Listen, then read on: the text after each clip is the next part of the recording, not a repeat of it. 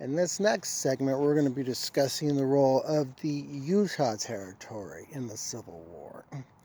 Now, what had happened, as is well known, the Utah Territory was occupied by members of the Church of Jesus Christ of Latter-day Saints, or the Mormons, who had gone there originally as a way of fleeing the persecution which they had suffered in Missouri and in Illinois. And in effect, they technically fled the country, because when they went to the Utah Valley in 1847, it was with another country, and they actually worked out a treaty with Santa Anna.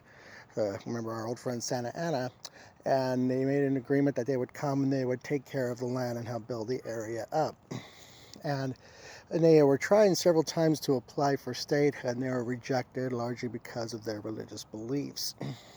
And when the war began in 1861, what was interesting for the members of the church who were in Utah is that there were so many states trying to get out of the Union, where they were trying so desperately to get into the Union.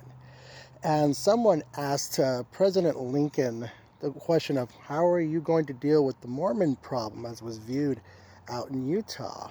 And President Lincoln, true to form, spoke in one of his allegorical ways where he said, in farming, there's times when you come to a tree stump.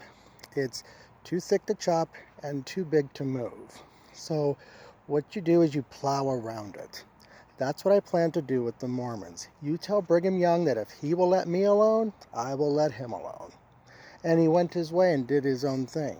And even though President Lincoln signed something that was put into effect in 1862 called the Morrill Anti-Bigamy Act, which targeted the church specifically because of its practice of polygamy, because two of the main things that of the terms that the Republican Party did when it first came to power was its purport to destroy the two E's, slavery and polygamy, specifically targeting slave owners and the church. But though the bill was signed, it never really did anything with it.